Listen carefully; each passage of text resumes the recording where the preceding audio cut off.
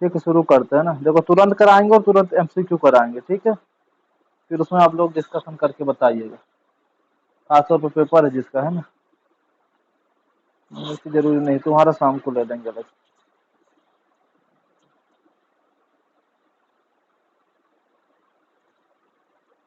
ठीक है, देखो आगे आज अपन ओपन कास्ट माइंड से क्या क्या क्वेश्चन आ सकते हैं ना, उसको बताते हैं, ठीक है। फिर उसके बाद तुरंत आपको एमसीक्यू कराएंगे, ठीक है। ठीक है, तो आगे शुरू करते हैं ओपन कास्ट माइंड, ठीक है। देखो ओपन कास्ट माइंड में सबसे पहले बेंच के ऊपर आते हैं ना। जो बेंच रहती है उससे क्या क्या क्वेश्चन बन सकते हैं, ठीक है। तो एंगल अपन को कितना रखना है, ग्रेडियंट, है ना। ओपन कास्ट माइंस में हॉरिजॉन्टल से तो not more then 45 degree. 45 degree से नहीं रखा जाए ज्यादा, है ना। जो अपन ऐसे बेंच बनाते हैं यूं, है ना, तो जो एंगल रहता है इनका हॉरिजॉन्टल से तो 45 डिग्री से ज्यादा नहीं रहेगा, ठीक है। अगला बेंच की हाइट पूछेगा ओपन कास्ट में, ठीक है। तो अपनी बेंच की हाइट कितनी रखेंगे, 1.5 मीटर, ठीक है, 1.5 मीटर। और है ना, बेंच की ऊंचाई से चौड़ाई कभी कम नहीं रहेगी, ठीक है। ठीक है, 1.5 मीटर कब रखेंगे अपन, जब अपना बुरबुरे उससे बना रहेगा ना, बेंच, है ना, ढीले मटेरियल से। जब अपना कोल से बनी रहेगी बेंच, है ना, तब कितना रखते हैं अपन, 3 मीटर, है ना। और जब हार्ड रॉक में रहता है तो कितना बेंच की हाइट रखते हैं, हार्ड रॉक से बनी रहती है बेंच तो 6 मीटर, है ना। ये तीन चीज याद रखना बेंच से, ठीक है। फिर बाकी ब्लास्टिंग से, है ना, ब्लास्टिंग जब अपन करते हैं तो उसके 3 मीटर के आसपास कोई भी ढीला मटेरियल नहीं रखना है ना। हार्ड रॉक में बता दी बेंच की हाइट, ठीक है। अब थोड़ा सा मैकेनाइज ओपन कास्ट माइंस के बारे में बताते हैं, वहां से का क्वेश्चन बन सकता है, ठीक है। देखो मैकेनाइज ओपन कास्ट माइंस से क्या क्या बन सकता है कि जो अपन की बेंच की ऊंचाई रहेगी, है ना, वो लोडिंग मशीन के बूम की ऊंचाई से अधिक नहीं होगी, है ना। जैसे देखो बेंच की ऊंचाई जो है अपनी, मैकेनाइज में बता रहे हैं ना अपना, मैकेनाइज ओपन कास्ट माइंस। तो जो अपनी बेंच की ऊंचाई रहेगी, हाइट रहेगी, जैसे ये मशीन है तो उसके बूम की ऊंचाई से ज्यादा नहीं रहेगी, क्योंकि उसको फिर वहां से काटने में दिक्कत होगी ना, निकालने में मटेरियल, है ना। तो ये थोड़ा सा ध्यान रखेंगे अगर पूछेगा तो, है ना। मैकेनाइज में अगर हॉरिजॉन्टल से ग्रेडियंट पूछेगा तो कितना रहेगा, not more then 60 degree. 60 degree से ज्यादा नहीं रहेगा, है ना। बाकी तो बेंच की और अगर बेंच में अपन डंपर चलाते हैं, है ना, तो उसकी चौड़ाई कितनी होगी, 3 गुना होगी, ठीक है। और जो सबसे बड़ी मशीन चलती है उससे 2 मीटर बढ़ा के रखेंगे, ठीक है। ये हो गया, 2 मीटर जोड़ना है, ठीक है।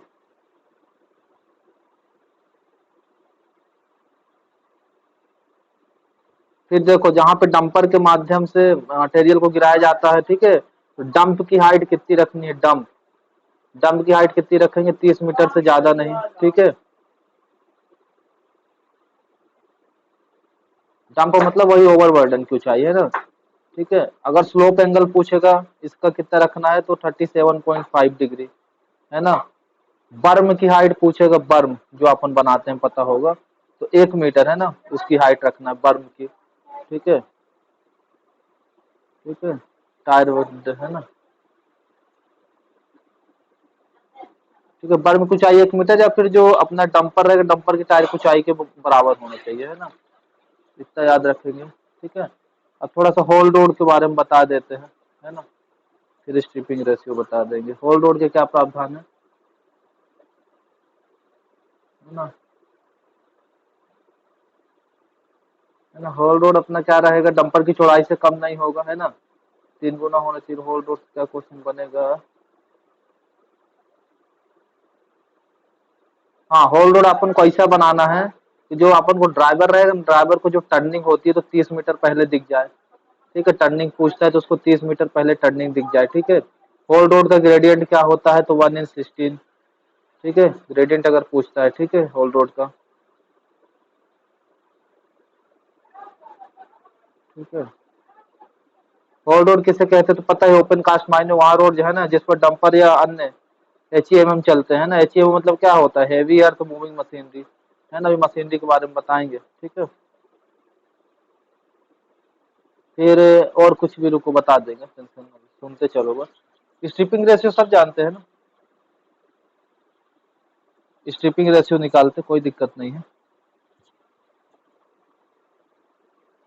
ना। जैसे 1 टन कोयला निकालने पर अपन जितने क्यूबिक मीटर ओवरबर्डन हटाया जाता है ना, उसे स्ट्रिपिंग रेशियो कहते हैं, है ना। स्ट्रिपिंग रेशियो थोड़ा सा देख लेंगे, इससे अगर न्यूमेरिकल आता है तो स्ट्रिपिंग रेशियो से, है ना। 1 टन कोयला निकालने के लिए अपन जितना ओवरबर्डन हटाते हैं ना, उसको स्ट्रिपिंग रेशियो कहते हैं, है ना। जैसे मान लो आपने 1 टन कोयला निकाला, ठीक है, और 4 क्यूबिक मीटर ओवरबर्डन हटाया, ठीक है, तो उसका स्ट्रिपिंग रेशियो क्या हो जाएगा, 1:4, है ना। तो इसको थोड़ा सा याद रखेंगे स्ट्रिपिंग रेशियो को ओपन कास्ट माइन से, ठीक है।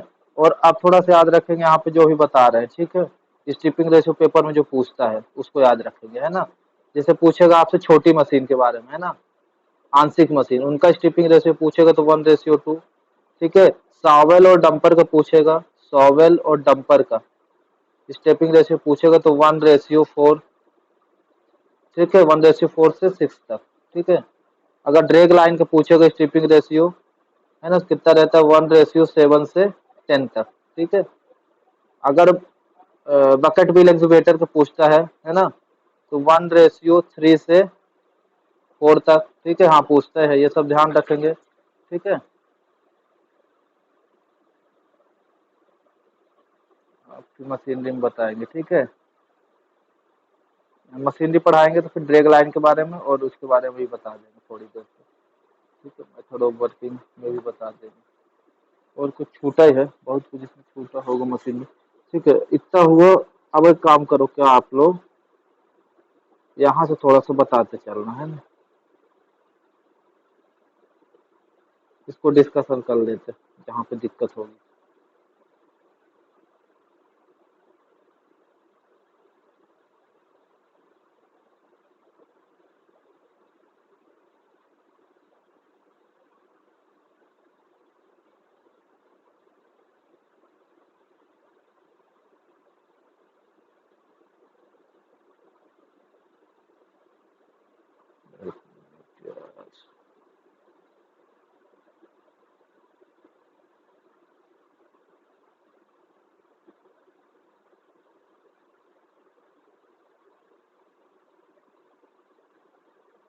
वही वेंटिलेशन भी पढ़ाएंगे इसके बाद।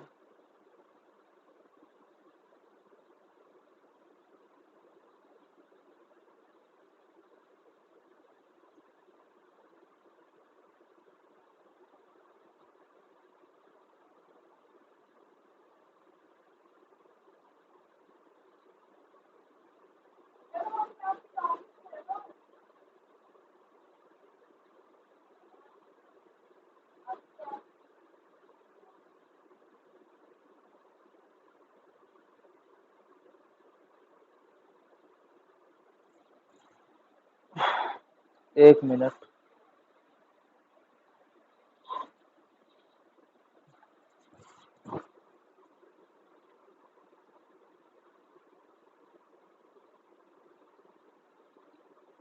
हाँ चलो अब शुरू करते हैं ना, यहाँ से आप लोग बताते चलिएगा, ठीक है, जिसका पेपर है, ठीक है। ये इसी के बारे में, ठीक है, ओपन कास्ट के बारे में, ठीक है, इसमें क्या क्या है, ठीक है। यहाँ पर ज्यादातर के आंसर तो लिखे ही है, यहाँ से बताना 161 से, जहाँ पे पिलर की हाइट 1.25 मीटर से अधिक है, वहाँ पिलर के बेस डायमीटर कितना होगा,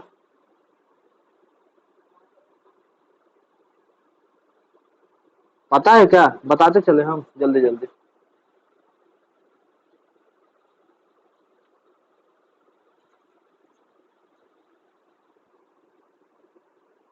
बताते चले।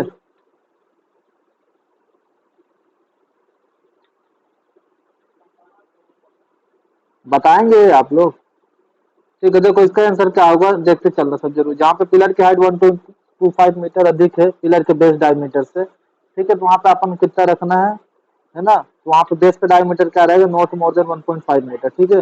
कोल में पूछेगा बेंच की मैक्सिमम हाइट, अभी बताए थे ना, कोल में कितना रखना है, नॉट मोर देन 3 मीटर, ठीक है। नरम मिट्टी है, चिकनी मिट्टी, वहां पे कितना बताया था बेंच की हाइट रखना है, नॉट मोर देन 1.5 मीटर, ठीक है। हार्ड रॉक है तो उसका भी बताएं आंसर ना, हार्ड रॉक है तो वहां पे बेंच की हाइट कितना रखेंगे, जहाँ पे हार्ड रॉक है, अभी बताए थे आपको, है ना, not more than 6 metre answer, not more than 6 metre, ठीक। 10 मीटर कब बताए भाई, ठीक है। अभी बताए मैनुअल ओपन कास्ट वर्किंग में साइड ऑफ स्लोप कितना रखेंगे, तो नॉट मोर देन 45 डिग्री, ठीक है। कोल में बेंच का स्लोप ऑफ एंगल कितना रखते हैं, वहां भी कितना रखते हैं, नॉट मोर देन 45 डिग्री, ठीक है। माइन में कार के किनारे कितने मीटर अंदर कोई भी पेड़ मलबा ढीला पत्थर नहीं छोड़ना, भी बताए थे कितने मीटर पहले बताए थे ना, एटलीस्ट 3 मीटर पहले कोई भी ढीला मटेरियल नहीं छोड़ना है, ठीक है। फिर अगला हमने बताया था कि ओपन कास्ट माइन में होल रोड का मैक्सिमम ग्रेडियंट कितना होगा, अभी बताए थे कितना होगा, हाँ 1 in 16, 6 नहीं, ठीक है, 1 in 60, ठीक है। ये हमने बताया आपको, ठीक, आगे देखो। यदि बेंच पर डंपर चलते हैं तो बेंच की चौड़ाई डंपर की चौड़ाई से कितना रखना है, अभी बताएं कितना ज्यादा रखना है, 2 गुना कि 3 गुना, डंपर चलते हैं तो 3 गुना ना, हाँ 3 गुना। जब माइन में खुदाई फाइनल होती है तो उस समय बेंच की चौड़ाई होगी, तो याद रखिए कितना रहेगी, 3 मीटर, ठीक है। कुछ छूटे नहीं तो इसको करा रहे। जब कोई व्यक्ति मान लो उस बेंच पर वर्क करता है ना जहाँ हाइट 1.8 मीटर से अधिक है, तब उससे काम करने में यूज किया जाएगा क्या, जब बताया था ना, जब हाइट 1.8 मीटर से अधिक हो रेगुलेशन में भी, तो उसको क्या दिया जाएगा, सेफ्टी, है ना, बताए थे ना। स्टेपिंग रेशियो का फॉर्मूला क्या होता है, ये भी बताए थे, है ना। अभी बताएं स्टेपिंग रेशियो क्या है ना। जितना अपन ओवरबर्डन निकालते हैं, ठीक है, और कॉल जितने टन कॉल निकालते हैं ना, वो ओवरबर्डन निकालने उसका रेशियो को अपन क्या कहते हैं, स्ट्रिपिंग रेशियो, ठीक है।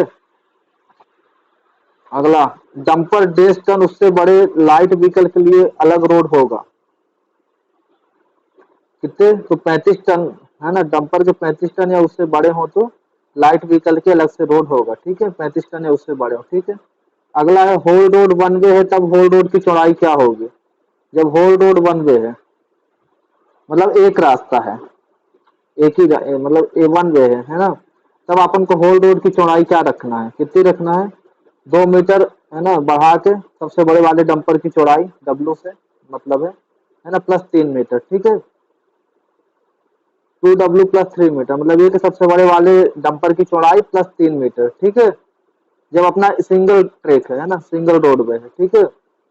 अगला देखो, यदि ओवरबर्डन की ऊंचाई 30 मीटर से अधिक है तब ओवरबर्डन का ओवरऑल स्लोप एंगल क्या होगा, ये भी रेगुलेशन में बताए थे, याद होगा, स्लोप एंगल ओवरऑल स्लोप बताए थे ना, वन वर्टिकल बताए थे ना, वन वर्टिकल और 1.5 हॉरिजॉन्टल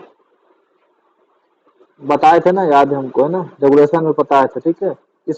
स्पॉइल बैंक भी बताए थे, नेचुरल एंगल ऑफ रिपोज याद होगा, रेगुलेशन 108 में था, बताया था ना, नॉट मोर देन 37.5, तो ये सब ओपन कास्ट के क्वेश्चन थे, इससे ज्यादा नहीं होगा, ठीक है। स्पॉल बोइंग की हाइट निम्नलिखित में ज्यादा नहीं होगी, स्पॉल बोइंग की हाइट भी बताए थे कितना होगी, 177 का, 30 मीटर, 45, 60, 90, अभी बताए स्पॉइल बैंक की हाइट, है ना।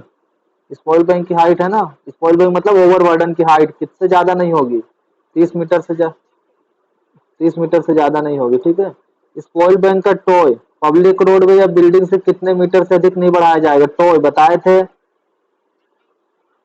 हाँ नॉट मोर देन, हाँ नॉट मोर देन 100 मीटर, चलो ये सब तो याद है ना, चलो ठीक है। और देख लेते हैं कुछ बचा तो नहीं है,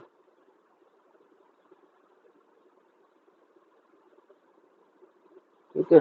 अब थोड़ा सा फुल फॉर्म देख लेते, बताए तो सभी है।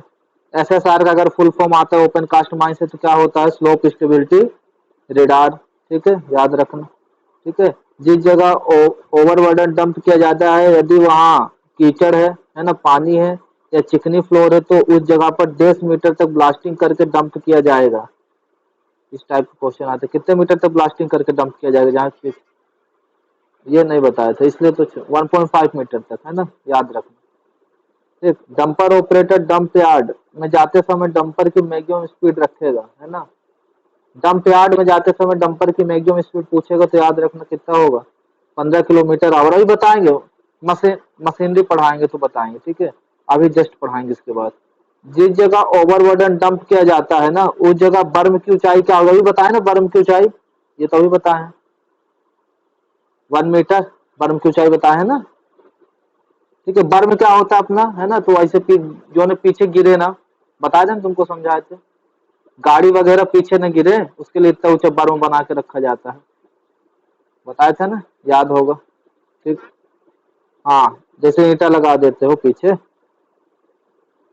ठीक है। अगला देखो, ओवरबर्डन जहां पर डंपिंग नहीं होना है उस जगह 10 मीटर ओवरबर्डन करके छोड़ दिया जाएगा।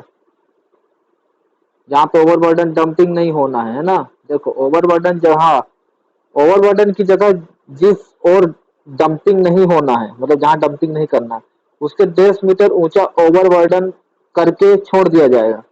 जहां डंप नहीं करना है तो 2 मीटर, ठीक है, इसको ध्यान रखेंगे थोड़ा सा।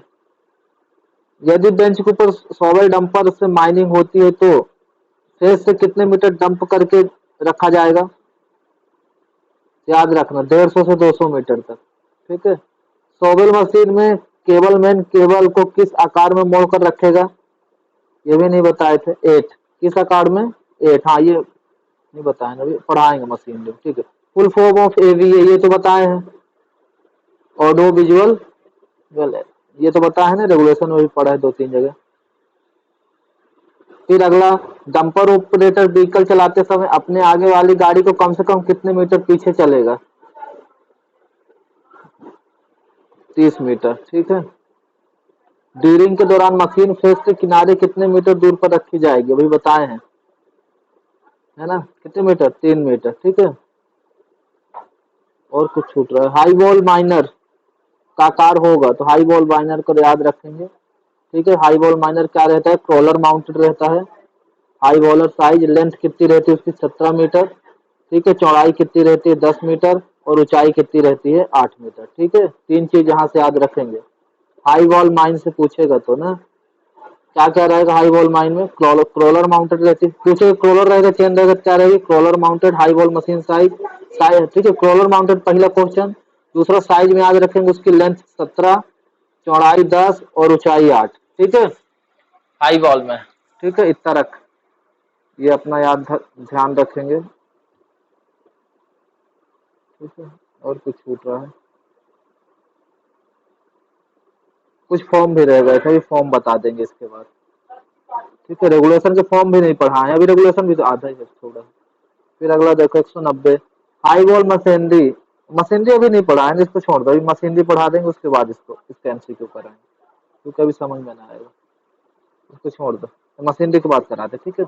रेगुलेशन हो गया तो रेगुलेशन के कुछ फॉर्म है उसको देख लेते हैं, ठीक है, क्योंकि रूल के फॉर्म बता दिए हैं ए से यू तक, है ना, रिकॉर्डिंग भेजे थे, ठीक है। रेगुलेशन के फॉर्म बता देते हैं, ठीक है, इसको ध्यान से देख लेंगे, ठीक है।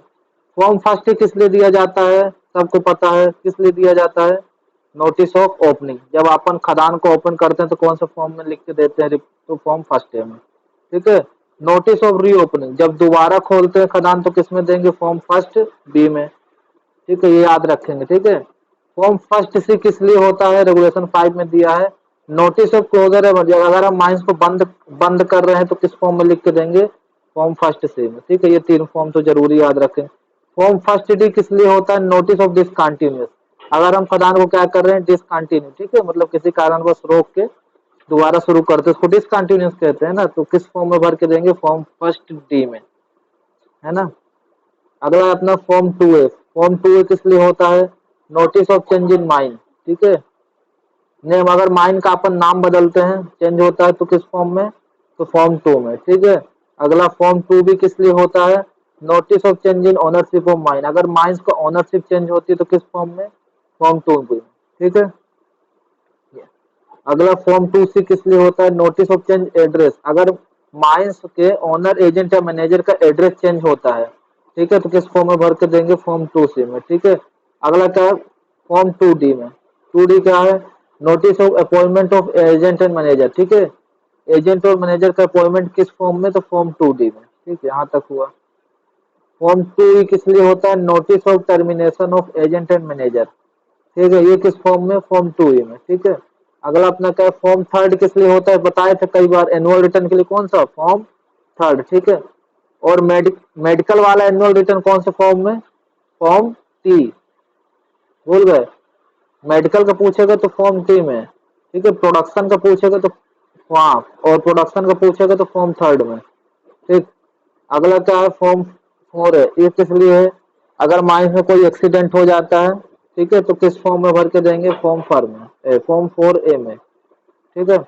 अगला क्या है, फॉर्म फोर बी, ये किस लिए होता है, तो पर्टिकुलर क्या है, डिसीज इंजर्ड पर्सन, ठीक है, कोई मतलब किसी को कोई 8 बीमारी होती है टोटल, अगर इनमें से कोई भी बीमारी हो जाती है, ठीक है, तो उसका नोटिस किस में, तो फॉर्म फोर बी में भरेंगे, ठीक है। या फिर किसी कोई पर्सन इंजर्ड हो जाता है, ठीक। अगला अपना क्या है, फॉर्म फोर सी, पर्टिकुलर इंजर्ड पर्सन रिटर्निंग, अब जब आदमी दोबारा वापस जॉब में आता है तो कितने दिन में नोटिस देते हैं, रेगुलेशन में पढ़े थे 15 दिन के अंदर, ठीक है। और उसका नोटिस बोर्ड में नोटिस नोटिस कितने दिन तक लगा के रखना है, 14 दिन तक लगा के रखना है, पढ़े थे ना। अब अगर कोई एक्सीडेंट हो जाता है तो 24 घंटे के अंदर उसकी सूचना भेजना है, सब कुछ पढ़े थे, ठीक है। तो जब आदमी दोबारा काम पे वापस आ जाता है ना, तो किस फॉर्म में भर के देंगे, फॉर्म फोर सी में, ठीक है। फिर अगला है फॉर्म फाइव, फॉर्म फाइव किस लिए है, notice of disease notify under section 25 minus, ठीक है। वही ये माइनस के अनुसार है ना, कोई भी डिसीज हो जाती है तो फॉर्म फाइव पे में, ठीक है, ये कुछ नहीं। फॉर्म सिक्स किस लिए है, point out of contravenes during inspection, ठीक है। इंस्पेक्शन के दौरान कोई भी प्रॉब्लम होती है, कोई भी कॉन्ट्रावेंस पाया जाता है, ठीक है, तो किस फॉर्म में भर के देंगे, फॉर्म सिक्स में, ठीक है। फिर मैनेजर अपनी चार्ज रिपोर्ट किस में कर लिखता है, तो फॉर्म सेवन में, ये सबसे जरूरी है, मैनेजर अपनी चार्ज रिपोर्ट फॉर्म सेवन में, ठीक है। ये हो गए अपने रेगुलेशन के पूरे फॉर्म, ठीक है, इसको याद रखेंगे, ठीक है। रूल के फॉर्म बता दिए हैं, इतने फॉर्म हैं, ठीक है, और फॉर्म नहीं है। हाँ, ठीक है। अब अपन क्या शुरू करेंगे,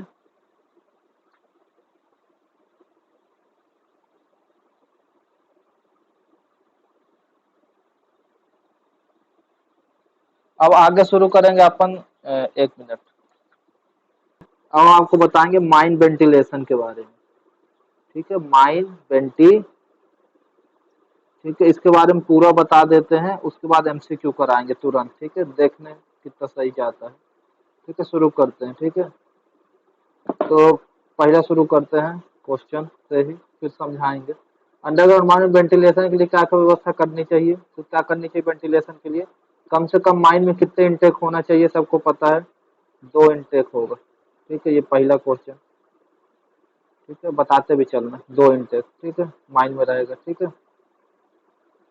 फिर अपना क्वेश्चन बनेगा एग्जॉस्ट फैन कहाँ पे बैठाया जाएगा, कहाँ पे, एग्जॉस्ट फैन ना, तो सरफेस पे बैठाया जाता है, ठीक है, शाफ्ट या इंक्लाइन से, शाफ्ट या इंक्लाइन से जुड़ा रहेगा अपना, ठीक है।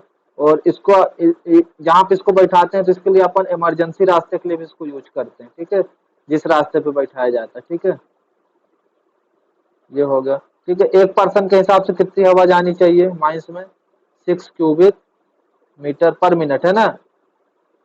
और कोल पॉटन प्रोडक्शन के हिसाब से 2.5 क्यूबिक मीटर पर मिनट, है ना, ये सब तो बताए थे, ये सब वेंटिलेशन के ही क्वेश्चन है, ठीक है।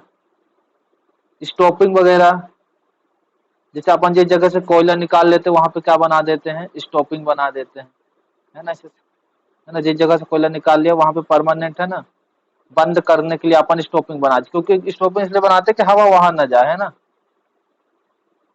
फिर इनटेक और रिटर्न के बीच में अपन एयर कोचिंग वगैरह बाद में समझाएंगे, सिर्फ एमसीक्यू बता देते हैं क्या क्या बनेगा।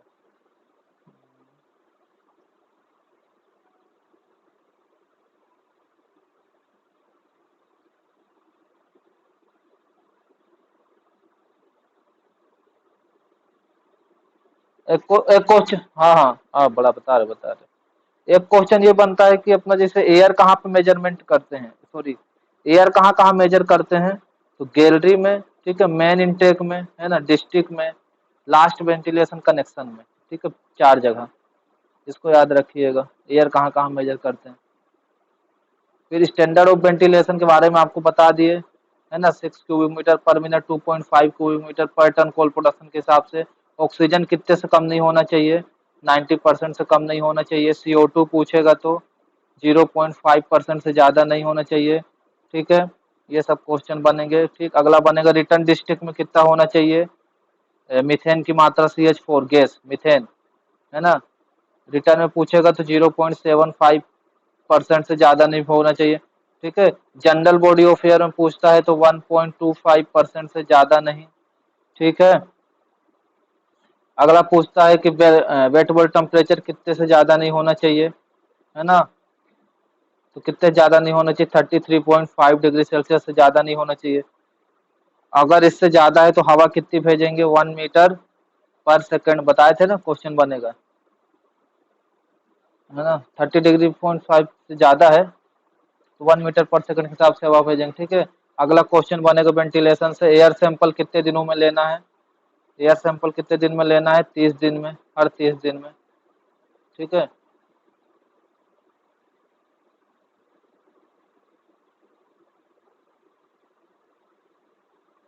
ठीक है, अगला क्वेश्चन बनेगा कि डिग्री अगर थर्ड माइन है तो वेंटिलेशन के स्टैंडर्ड क्या रखना, मतलब वेंटिलेशन की वेलोसिटी क्या रखना है, किस गति से भेजना है।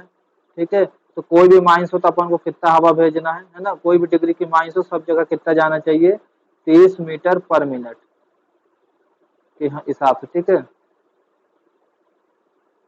ठीक है, एक क्वेश्चन बनेगा अगर फर्स्ट और सेकंड डिग्री है माइंस से, ठीक है, अगर वो फेस से 45 मीटर की दूरी पर है तो वहां पे भी कितना, तो वहां पे भी मान लो 30 मीटर पर मिनट तो हटाओ।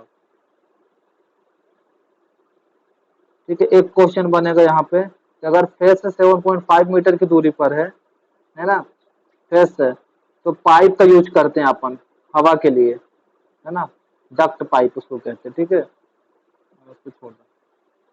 अगर लॉन्ग वाल फेस है तो कितनी, हाँ, लॉन्ग वाल फेस है तो कितनी हवा भेजेंगे, 60 मीटर पर मिनट ना, लॉन्ग वाल फेस का याद रखना। ठीक है, लॉन्ग वाल फेस में 60 मीटर पर मिनट। ठीक है, फेस से अगर 4.5 मीटर की दूरी पर हवा भेजना है तो कितना भेजेंगे, 45 मीटर पर मिनट। ठीक है, अगर फेस से 7.5 मीटर है ना, तो पाइप के माध्यम से अगर अपन हवा भेजते हैं, बताए ना अभी, तो कितना भेजेंगे, 25 मीटर पर मिनट। ठीक है, लॉन्ग वाल फेस है तो कितना, 75 मीटर पर मिनट। हाँ, ठीक है,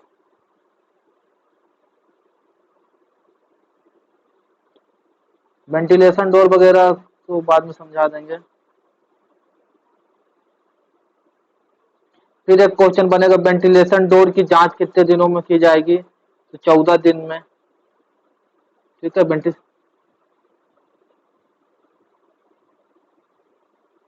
जो अपन स्टॉपिंग बनाते हैं, है ना, बनाई जाएगी, है ना, ठीक है, स्टॉपिंग बनाते हैं तो उसकी मोटाई पूछता है, तो अगर सीमेंट वगैरह से बनाते हैं, कंक्रीट से, तो उसकी मोटाई कितनी होगी, 15 सेंटीमीटर। ठीक है, सीमेंट से अगर बनाएंगे। ठीक है,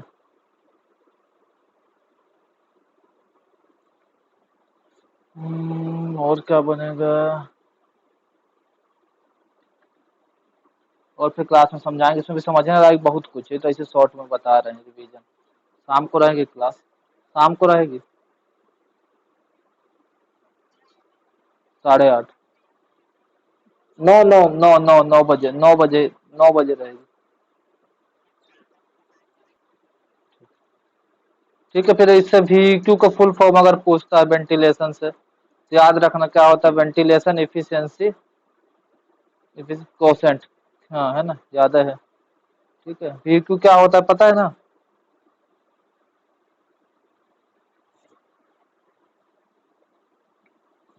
VQ निकालते बनता है ना, VQ का फॉर्मूला अगर आता है तो, VQ निकालने को, है ना, तो जो अपन माइंस में वर्किंग फेस में पहुंचने वाली हवा, मतलब कुल हवा, टोटल हवा, ठीक है, रेशियो इंटू क्या करते हैं, 100, और नीचे क्या रहता है, खान में प्रवेश करने वाली हवा, ना जो हवा जाती है माइंस में।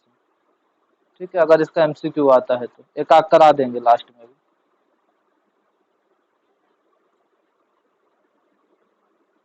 हाँ,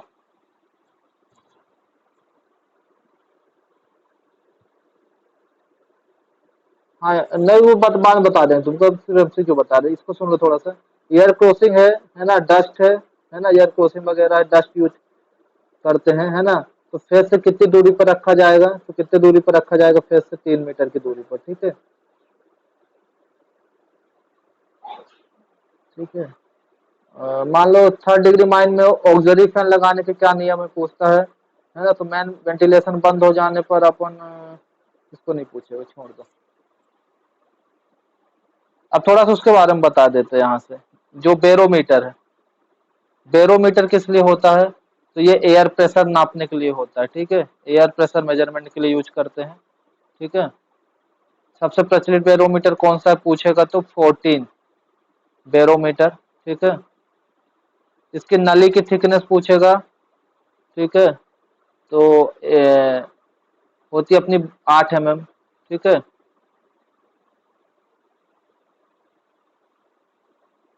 ठीक है। अब एनीमोमीटर में थोड़ा सा देख लेते हैं, एनीमोमीटर किस लिए होता है पूछता है। एनीमोमीटर, है ना, ये किस लिए होता है, एयर वेलोसिटी नापने के लिए, एयर की वेलोसिटी नापने के लिए, ठीक है। इसका डायमीटर पूछेगा तो लिख देना 100 mm, ठीक है, एनीमोमीटर का, ठीक है। इसके बारे में, एनीमोमीटर में अपनी कितनी पंखी लगी रहती है अगर आता है पूछता है, एनीमोमीटर में कितनी पंखी लगी रहती है, 8 पंखी लगी रहती है, ठीक है। कितने डिग्री में उसको घुमाते हैं अपन, जो समझा उसको पता हो क्या समझा रहे हैं। तो 40 से 45 डिग्री में घुमाते हैं, ठीक है। फिर इंस्ट्रूमेंट का अगर कैलिब्रेशन पूछेगा कितने महीनों में करते हैं, कैलिब्रेशन कितने महीनों में करते हैं, तो 3 मंथ में, ठीक है। अगला अपना क्या है, वेलोमीटर, वेलोमीटर के बारे में क्या क्या क्वेश्चन बनेगा, वेलोमीटर के बारे में। ये भी किस लिए होता है, एयर वेलोसिटी के लिए, ठीक है, नापने के लिए, ठीक है। इससे क्वेश्चन नहीं आएगा ज्यादा। हाइग्रोमीटर से बनेगा, हाइग्रोमीटर से पूछेगा, ये ह्यूमिडिटी नापने के लिए होता है, ठीक है। कितने डिग्री में इसको घुमाते हैं, 360 डिग्री में इसको घुमाते हैं, ठीक है। फिर कितने चक्कर इसको घुमाते हैं, तो 200 चक्कर प्रति मिनट, ठीक है।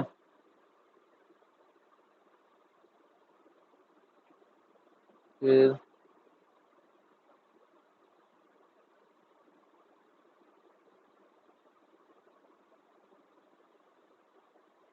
और क्या क्वेश्चन बनेगा, हाँ एक इससे इससे देख लो, वाटर का गेज और मैनोमीटर किस लिए यूज करते हैं, तो फैन का प्रेशर नापने के लिए, ठीक है। यूट्यूब आकार का रहता है, ठीक। और कुछ क्वेश्चन वेंटिलेशन से, ऑक्सीजन पूछेगा वायुमंडल में कितनी रहती है, 20.93, ठीक है। नाइट्रोजन पूछता है कितनी रहती है, तो 79.04, एग्जैक्ट याद रखना। CO2 पूछता है तो कितनी रहेगी, 0.03, ठीक है। मेन फैन जो रहेगा अपना सरफेस से इंक्लाइन से, तो कम से कम 10 मीटर से कम दूरी पे नहीं रहेगा, है ना, पूछेगा।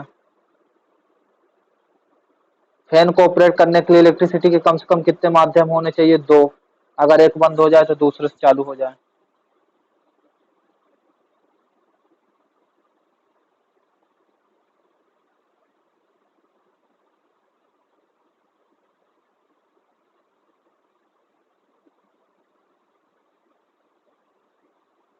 एयर क्रॉसिंग कहाँ बनाते हैं पता है, जहाँ पे इनटेक और अपना रिटर्न रास्ता मिलता है ना। एयर क्रॉसिंग के बारे में पूछता है तो कितना रहेगा उसकी मोटाई एयर क्रॉसिंग से, तो 1 मीटर, 1 मिनट, 1 मीटर का रहेगी मोटाई रहेगी स्टॉपिंग की, ठीक है। अगर सीमेंट से बनाते हैं, कंक्रीट से, ठीक है, एयर क्रॉसिंग के बारे में तो 30 सेंटीमीटर बनाई जाएगी, ठीक है। और क्या बनेगा, एक क्वेश्चन बनेगा, जब देखो 2% अपना काम मिल जाए CH4 मतलब मीथेन, फायर डैम्प, है ना, तो वहां पे अपन को एक्सप्लोजन प्रूफ स्टॉपिंग बनाना है, ठीक है।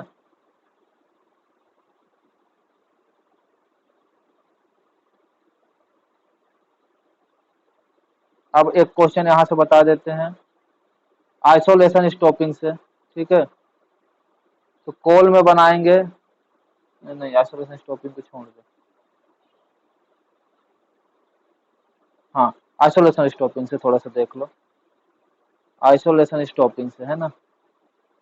अगर फर्स्ट डिग्री है और सेकंड डिग्री है तो आप उसकी मोटाई कितना रखेंगे, 0.5 मीटर, ठीक है। अगर थर्ड डिग्री है तो वहाँ पे मोटाई कितना रखेंगे, 1 मीटर, ठीक है, आइसोलेशन स्टॉपिंग की। अगर आइसोलेशन स्टॉपिंग की जांच पूछेगा तो हर 7 दिन में एक बार, ठीक है।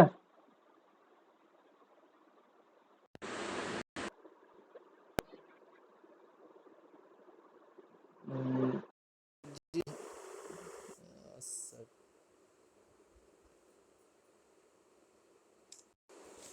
हाँ, एक बार शुरू से सब क्लियर है ना। माइन में कम से कम कितने रास्ते होंगे, दो। पहला एमसीक्यू, ठीक है। माइन का एयर सैंपल कितने दिनों में लेना है अपन को, कितने दिन में लेना है, 30 दिन में, ठीक है, याद रखेंगे, ठीक है। फिर अपन को बेल्ब्रोन टेम्परेचर अगर 30 डिग्री सेल्सियस से ज़्यादा है तो एयर प्रेशर कितना रहेगा, तो 1 मीटर सेकेंड, ठीक है। CO2 कितना रहेगा माइंस में, किससे ज़्यादा नहीं होना चाहिए, 0.5% से ज़्यादा नहीं, ठीक है। माइन में पर पर्सन कितनी हवा भेजना है, 6 क्यूबिक मीटर पर मिनट, ठीक है। हाँ, अगला, माइन में जनरल बॉडी ऑफ एयर में कितना होगा मीथेन की मात्रा, कितना होगा जनरल बॉडी ऑफ एयर में, इसका बताएं। जनरल बॉडी ऑफ एयर में कितने कितने ज़्यादा नहीं होगा माइन में। चलो मैं ही बता देता हूँ, नॉट मोर देन 1.25% से ज़्यादा नहीं, ठीक है। जनरल बॉडी ऑफ एयर पूछेगा तो, ठीक है। अगला बताओ, रिटर्न एयर वे में मीथेन की मात्रा कितने परसेंट से ज़्यादा नहीं होगी रिटर्न में,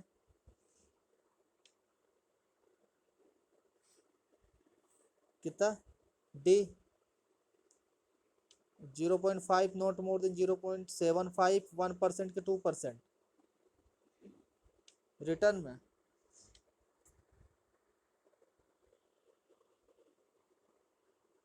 जीरो पॉइंट, हाँ ये सब तो नॉर्मल है ना। अच्छा आगे देखते हैं, माइन में पर टन कोल प्रोडक्शन, ये सब तो बन ही जाएगा है ना, ये सब नहीं पूछते हैं ना।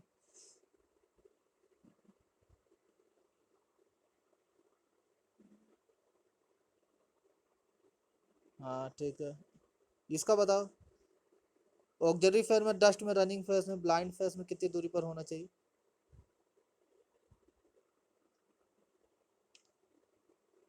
हाँ 3 मीटर, ठीक है। माइंस में काम करने वाली में ऑक्सीजन की मात्रा तो पता है चलो है ना, 90% से कम है। फर्स्ट और सेकंड डिग्री माइंस में ब्लास्टिंग के दौरान फेज से कम कितनी मीटर में एयर सैंपल होना चाहिए, एयर पहुंचनी चाहिए, फर्स्ट और सेकंड डिग्री माइन में। हाँ 284 मीटर की, शायद ये ना पता रहा। डस्ट मिलीग्राम से अधिक नहीं होगी, ये भी पता है ना, 2 मिलीग्राम से अधिक नहीं होगी डस्ट, है ना। थर्ड डिग्री माइंस में ब्लास्टिंग के दौरान फेस में कितनी हवा पहुंचनी चाहिए, कहाँ पे,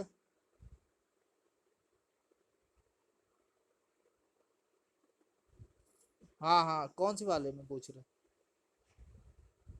अच्छा हवा, अच्छा हाँ, जो उसके सबसे, हाँ हाँ, जो उसके सबसे हाँ टाटा में पूछा था, जो सबसे नजदीक रहे। हाँ अगर हाई, अगर नीचे नहीं दिया तो फिर हाईएस्ट कोई लगाना, जैसे 300 500 दे दिया तो उसी को लगाना है ना। फिर अगला इसको देखो, फर्स्ट और सेकंड थर्ड डिग्री माइनर में लास्ट वेंटिलेशन कनेक्शन पर एयर प्रेशर होना चाहिए, कितना होना चाहिए, बी, है ना। हाँ ठीक है, ये वाला ठीक है, सही है। थर्ड डिग्री माइंस में लॉन्ग वाल में लास्ट वेंटिलेशन कनेक्शन में एयर प्रेशर होना चाहिए, लॉन्ग वाल फेस में। हाँ अभी बता भी रहे थे ना हम तो, 75, D 75। Ventilation door air lock regulation के कितने दिनों में जांच होनी चाहिए, तो 14 दिनों में, है ना, अभी बताए हैं, ठीक है। यदि वेंटिलेशन स्टॉपिंग, ठीक है, कंक्रीट की बनाई जाती है तो उसकी मोटाई क्या होगी, अभी बताए हैं, कंक्रीट से बनाई जाती है,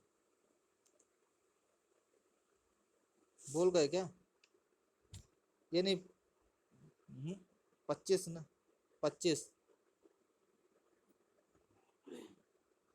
हाँ अभी तो बताए थे। ठीक है इसको बताओ। वेंटिलेशन डोर में फ्रेम और रास्ते में रूफ साइड के बीच कम से कम कितनी मोटी कंक्रीट बनाई जाएगी बता। 25 सेंटीमीटर। हाँ एयर क्रॉसिंग के दौरान रास्ते का साइज क्या होगा। तो इसको दे 9.3 मीटर स्क्वायर। ठीक है और फीट में पूछेगा तो 100 फीट से कम नहीं होगा। ठीक है। माइंस में प्रवेश करने वाली हवा वर्किंग फेस में पहुंची है तो उससे कहते हैं क्या कहते हैं। वी क्यू कहते हैं। ठीक है इसका फुल फॉर्म याद रखिएगा। ठीक है। एयर क्रॉसिंग में पर्दा और फेस में कितने मीटर तक बढ़ा कर रखा जाएगा। पर्दे को फेस से कितने मीटर बढ़ा कर रखा जाएगा एयर क्रॉसिंग में। इसको याद रखिएगा 3 मीटर। ठीक है ये सब याद रखिएगा। अगला बताओ। मैन मैकेनिकल वेंटिलेटर बंद होने पर ओवरमैन व्यक्ति को फेस से निकाल कर कितने मीटर दूर फ्रेश एयर बेस में ले जाता है। ये तो रेगुलेशन में भी दिया है ना। 270 मीटर। ठीक है अगला।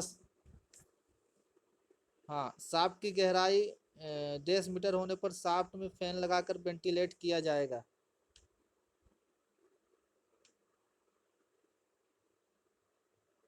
हाँ कितना।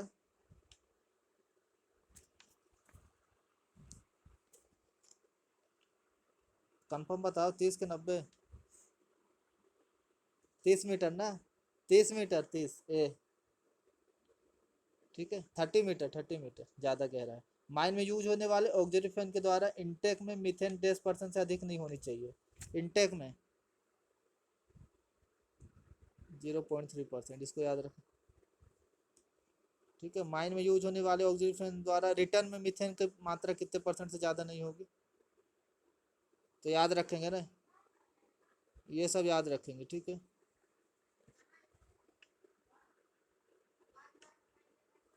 हाँ हाँ हाँ। एनीमोमीटर बताओ। एनोमीटर का यूज किस लिए किया जाता है अभी बताए हैं।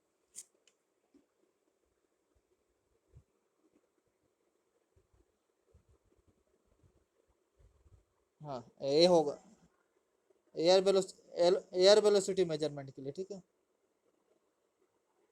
एयर वेलोसिटी मेजरमेंट के लिए 306 बताओ। एनोमीटर में फैन का डायमीटर होगा अभी बताए हैं 100 mm। ठीक है बता ही दिए। एनोमीटर में कितनी पंखी लगी रहती पंखी बताए थे ना अभी पढ़ा रहे थे 8 पंखी। ठीक है। एनोमीटर द्वारा में एयर क्वांटिटी मेजरमेंट कैसे किया जाता है। फॉर्मूला होता है। ठीक है इसको याद रख लेना air quantity measure air into air velocity. ठीक है एरिया जो भी होगा उसको एयर वेलोसिटी से इंटू कर देंगे। ठीक है ये एमसीक्यू है। एमसीक्यू नहीं से अगर आता है न्यूमेरिकल तो इसको लिख लेंगे। ठीक है वेलोमीटर का यूज किया जाता है ये भी किस लिए किया जाता है एयर वेलोसिटी मेजरमेंट के लिए। ठीक है ह्यूमिडिटी का यूज क्यों करते हैं अभी। ह्यूमिडिटी के लिए कौन सा अपन यूज करते हैं मेजरमेंट के लिए हाइग्रोमीटर। अरे कौन है यार ये कौन है बोरोमीटर। हाइग्रोमीटर और थर्मोमीटर की लेंथ क्या होगी। कितनी होगी हाइग्रोमीटर और थर्मोमीटर की लेंथ। 15 सेंटीमीटर। ठीक है हाइग्रोमीटर को हाथ से पकड़कर कितने डिग्री पर घुमाया जाता है। 90 180 360। ठीक है अच्छे से बढ़िया है। ठीक है हाइग्रोमीटर को कितने आरपीएम में घुमाया जाता है अभी बताए थे है ना 200 आरपीएम में। हाँ 200 आरपीएम है। ठीक है दो रेगुलेशन 2017 के अनुसार माइन में वर्किंग प्लेस पर वेटेबल टेम्परेचर सेंटीग्रेड से अधिक नहीं होना चाहिए अभी बताए हैं ना 33.5। ठीक है वाटर वगैरह मोनोमीटर किस आकार का बना होना चाहिए यू आकार का। ठीक है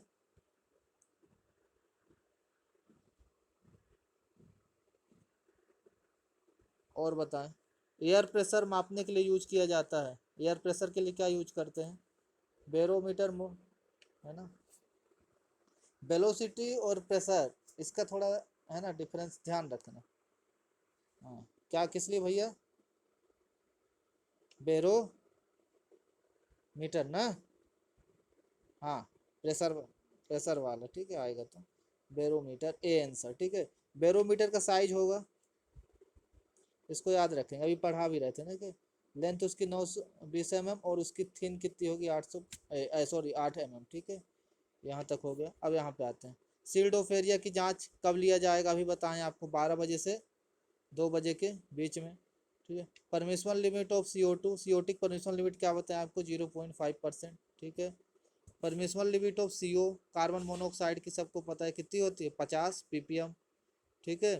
परमिशन लिमिट ऑफ NO2 और ठीक है, परमिशन लिमिट ऑफ इसकी याद रखेंगे, ठीक है, किसकी, स्टिंग डैम की परमिशन लिमिट क्या होगी, 10 ppm, ठीक है। NO2 NO3 की पूछेगा, नाइट्रस फॉर्म की तो 5 ppm, ठीक है।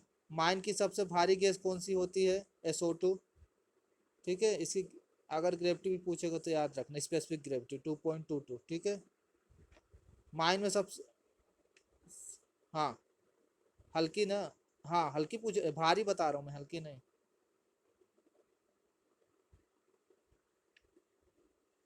हाँ हाँ, SO2 सल्फर डाइऑक्साइड। माइन में सबसे हल्की गैस कौन सी होती है, हाइड्रोजन, ठीक है। स्पेसिफिक ग्रेविटी पूछेगा तो बता देना, ठीक है। स्टिंग डंप है ना, पोचा गैस कहते हैं इसे हिंदी में। गंध आती है, किसकी किसकी जैसे गंध आती है, तो सड़े अंडे या प्याज की तरह, ठीक है, जहाँ पे होती है, ठीक है। लाल मुनिया चिड़िया किस गैस की जांच के लिए यूज होता है, कार्बन मोनोऑक्साइड, ये तो पता होगा ना, चिड़िया वाला, ठीक है ना। CO2 की स्पेसिफिक ग्रेविटी क्या होती है, अब तो बहुत सारे तरीके हैं, पहले की बात। CO2 की स्पेसिफिक ग्रेविटी क्या होती है, 1.12, ठीक है। स्पेसिफिक ग्रेविटी तो बाकी बता ही दी, ठीक है। इसको कर लेंगे आप लोग, और कुछ छूट नहीं रहा। हाँ, मिलता है कहाँ, और सब दूसरा तरीका है। ऑक्सीजन एंड मीथेन गैस में मिश्रण का विस्फोट क्षमता को दिखाता है ना, पता है आपको कौन दिखाता है, कोवाट डायग्राम अभी बता रहे थे लास्ट में, ठीक है। फ्लेम सेफ्टी लैम्प की जांच किस तरह की जा सकती है, फ्लेम सेफ्टी लैम्प किस किस तरह की जांच करता है, ठीक है, तो दोनों, ठीक है, जमा गैस, ठीक है। अब यहाँ से कुछ नहीं, इसको पढ़ो थोड़ा सा। मीथेन की ग्रेविटी होती है, ग्रेविटी अगर पूछेगा 0.55, ठीक है। जनरल बॉडी ऑफ एयर में मीथेन पूछेगा कितना, तो सबको पता है, क्या बताएं, रिटर्न उटर्न छोड़ दो। विस्फोट होता है ना यार, मीथेन कितने परसेंट होने पे, मिक्सचर होने पे विस्फोट का रूप ले लेता है, तो अभी बताए थे 5.4 से 40.8 तक, ठीक है। कितने परसेंट CO2 मिलने पर फ्लेम सेफ्टी लैम्प बुझ जाता है, कितने परसेंट, 3%, ठीक है। First degree minus, second degree minus, ये तो सबको पता है, ये छोड़ दो, ठीक है। और कुछ देख लेते हैं, और कुछ तो नहीं छूट रहा है, 300 कहाँ तक चलना है, कुछ ज़रूरी तो नहीं छूट रहा है इसको, सॉरी यार, फ़ोन आ रहा है बार बार, क्या बताऊँ। इसको देखो, थोड़ा सा बता दो। वाटर लॉग एरिया में 60 मीटर के चलाए जाने वाले गैलरी की साइज़ क्या होगी, वाटर लॉग एरिया में गैलरी की साइज़ क्या होगी,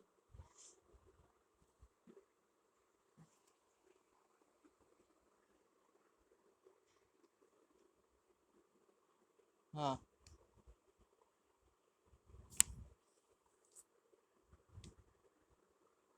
हाँ हाँ, उसका परमिशन लेना पड़ेगा।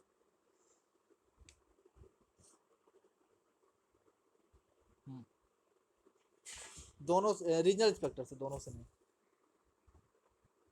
हाँ ये सब। 80 मीटर वो नहीं रखना है, वो बालू रेता नहीं रखना है।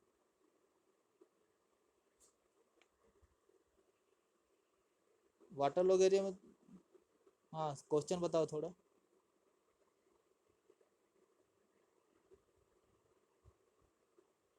एडवांस बोर होल कितना, 1.5 मीटर में लगाते हैं ना, हाँ था ना एडवांस बोर होल कितने में लगाते हैं, हाँ हाँ, 5, हाँ था, एडवांस बोर होल का था। एक मिनट बता देता हूँ, वो पूरा रेगुलेशन ही बता दे क्या, हमको थोड़ा, हाँ ठीक है, अभी बता देते तुरंत, बस आपको थोड़ा सा रेगुलेशन कौन सा था वो, बस इतना बस बता दो।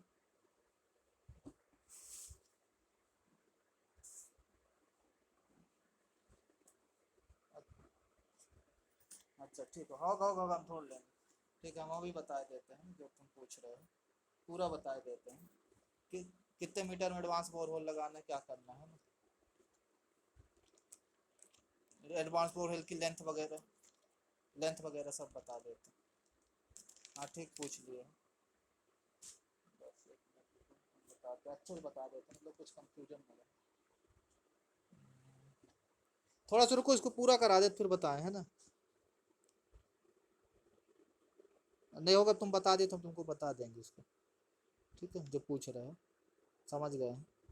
ठीक है, इसको थोड़ा सा पूरा कर लें जी, ज़्यादा नहीं बचा।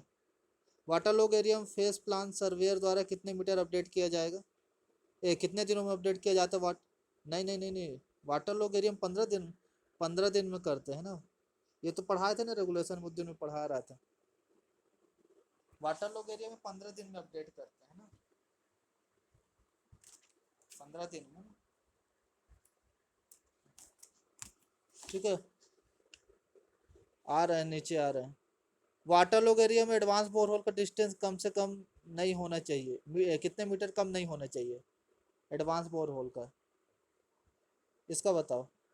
हाँ 3 मीटर से कम नहीं, ठीक है। माइन में कोई भी वर्किंग वाटरलॉग एरिया में 60 मीटर के अंदर आ जाए तो किससे परमिशन लेंगे, अभी तुम बताए। हाँ ये किससे रीजनल इंस्पेक्टर क्लियर रखना ना। ठीक है, और कोई नहीं ना, रीजनल इंस्पेक्टर से लेंगे। ठीक है, माइन में कोई वर्किंग अगर वाटरलॉग एरिया 60 मीटर के अंदर आ जाए, है ना, तो परमिशन किससे लेकर काम मतलब फेस आगे बढ़ाया जाता है, तो एकदम क्लियर याद रखना, किससे लेंगे, रीजनल इंस्पेक्टर से। ठीक है, माइन सरफेस पर वाटर होने की स्थिति में साफ्ट इंक्लाइन और साफ्ट, है ना, HFL मतलब क्या होता है, हाईएस्ट फ्लड लेवल तो पता ही होगा, है ना, कितने मीटर ऊपर दिखाया जाएगा हाईएस्ट फ्लड लेवल, ये तो दिन पढ़ाया भी था मैं, कितना था, 1.5 मीटर। ठीक है, ये सब हमने बताया था आपको, और कुछ तो नहीं है। एक मिनट यहाँ से देख लेते, फिर तुम्हारा वो बता देते थोड़ा सा, फिर खत्म करते आज की क्लास।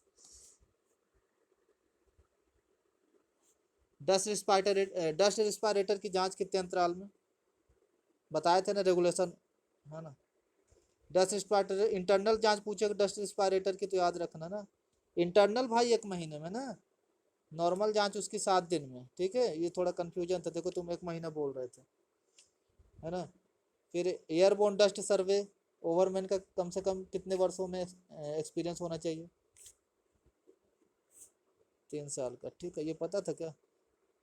जनरल डस्ट सर्वे कितने दिनों के अंतराल में होना चाहिए, जनरल डस्ट सर्वे पूछेगा तो 1 महीने में। ठीक है, अभी डस्ट से बता रहे हैं क्वेश्चन। यदि माइन में डस्ट की मात्रा 50% से उससे कम है ना, तो डस्ट सर्वे कितने दिनों के अंतराल में किया जाएगा, तो 1 महीने में। ठीक है, जिस माइन में मशीन आना जाना होता है फेस के कितने मीटर तक धोकर साफ रखा जाएगा, 60 मीटर तक। ठीक है, डस्ट जांच उपकरण डेट प्लेस आदि कितने वर्षों तक सुरक्षित रखे जाएंगे, तो 3 सालों तक। ठीक है, अंडरग्राउंड माइन में पैमाना डस्ट प्लान बनाया जाएगा, डस्ट प्लान सबको पता है 2000:1 पे। ठीक है, उल्टा नहीं लगा देना। इनकम्बस्टिबल डस्ट, स्टोन डस्ट की जांच कब होनी चाहिए, स्टोन डस्ट की ना, डस्ट की नहीं, स्टोन डस्ट की, तो 3 महीने में। ठीक है, कोल डस्ट और स्टोपिंग डस्ट के दौरान कितने समय अंतर सरफेस पर निकालना चाहिए, बताए थे ना 24 घंटे के अंदर। अगर देखो माइंस के अंदर अगर डस्ट मिलती है, ठीक है, अंडरग्राउंड में, तो उसको 24 घंटे के अंदर उसको कहाँ पे बाहर निकाल देना है। ठीक है, रेगुलेशन में दिया था ये सब कुछ। अभी रेगुलेशन भी बचा है थोड़ा सा बताने को, उसमें तुमको वो भी बता देंगे, वाटर लॉग एरिया वाला। स्टोन डस्ट सिलिका कितना होना चाहिए, तो नॉट मोर देन, है ना, डस्ट में सिलिका की मात्रा कितनी होनी चाहिए, 5% से ज़्यादा होगी तो घातक होगी, 5% से कम रहेगी तो कोई दिक्कत नहीं, है ना। कोल पर माइन में डस्ट इंचार्ज नियुक्त किया जाएगा, डस्ट इंचार्ज कब नियुक्त किया जाता है भाई, जब कोल टन पर प्रोडक्शन कितना, अंडरग्राउंड की बात हो रही ना यहाँ पर, अंडरग्राउंड की बात हो रही, 5,000। ठीक है, ओपन कास्ट का पूछेगा तो कितना रहता है, 20,000 ना क्यूबिक मीटर। ठीक है, ओपन कास्ट का अगर पूछेगा तो। ठीक है, कोल डस्ट कम से कम कितने % वाटर छिड़कना है, बताया था ना 30%, रेगुलेशन में दिया हुआ है। ठीक है, अब ये तुम्हारा देखो जो तुम पूछ रहे थे डस्ट कंट्रोल के लिए जोन वगैरह जो बनाते हैं ना, अभी पूछ रहे थे ना, अभी क्लियर हो जाएगा। देखो लास्ट फेज से 200 मीटर के अंदर पर एवरी रिटर्न रोडवे होलेज, है ना, नहीं नेचुरली बेटा अगर मतलब नेचुरली गीला नहीं है 200 मीटर अंदर पर, ठीक है, तब उसको रोडवे को कितने मीटर में बांटा जाएगा, ठीक है। तो नॉट मोर देन 150 मीटर पे बांटेंगे अपन, ठीक है। क्या करते हैं, जब गीला नहीं रहता है तो अपन जो वो बनाते हैं उसको 150 मीटर पे बांटते हैं, फिर उसको जोन में हाँ हाँ, सेक्शन बनाते हैं, फिर सेक्शन बनाते हैं ना। तो जोन जो बनाते हैं उसका नाम क्या रहता है, जोन ABC, है ना, रेगुलेशन में दिया हुआ है, ठीक है। डस्ट कंट्रोल के लिए कितने जोन बनाएंगे, तो एटलीस्ट 3 जोन, ठीक है।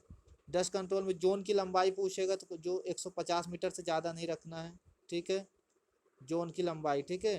ट्रेवलिंग रोडवे में डस्ट सैंपल कितने दिनों के अंतराल में लिया जाएगा, ट्रेवलिंग रोडवे में 1 महीने में, ठीक है। डस्ट सैंपल के लिए जांच के लिए कम से कम कितने ग्राम सैंपल लिया जाएगा, बताए थे ना साहिल, 30 ग्राम, ये सब तो बताएं। डस्ट सैंपल लेने के बाद 10 दिनों में एनालाइज होना चाहिए। देखो इन तीनों को मैं इकट्ठे बता देता हूँ, ठीक है। अगर डस्ट का पूछेगा तो 7 दिनों में, है ना। और अगर गैस का पूछेगा तो गैस का एनालाइज, गैस का, और देखो अगर एनालाइज कितने दिनों में करना है डस्ट का सैंपल लेके,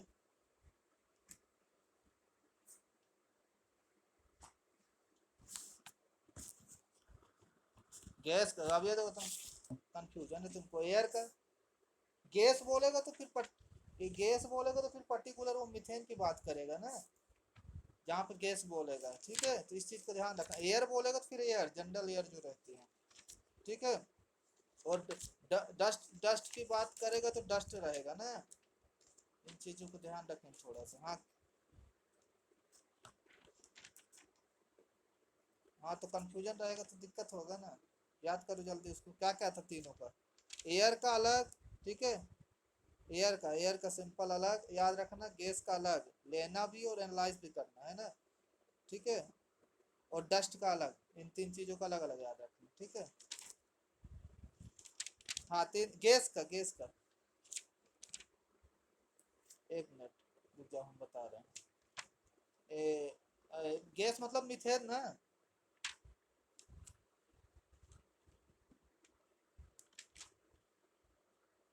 हाँ हम बता रहे हैं, RMR, क्या करूँ RMR, 1 मिनट बता रहे हैं। देखो अगर आपसे तुमसे पूछेगा, एयर का पूछेगा, है ना, एयर का कब करना है एनालाइज, तो कितने दिनों में करना है, अभी आया ना यहाँ पे, कहाँ गया, हाँ हाँ, गैस का पूछता है तो 1 मिनट, गैस पूछेगा मतलब मीथेन है ना।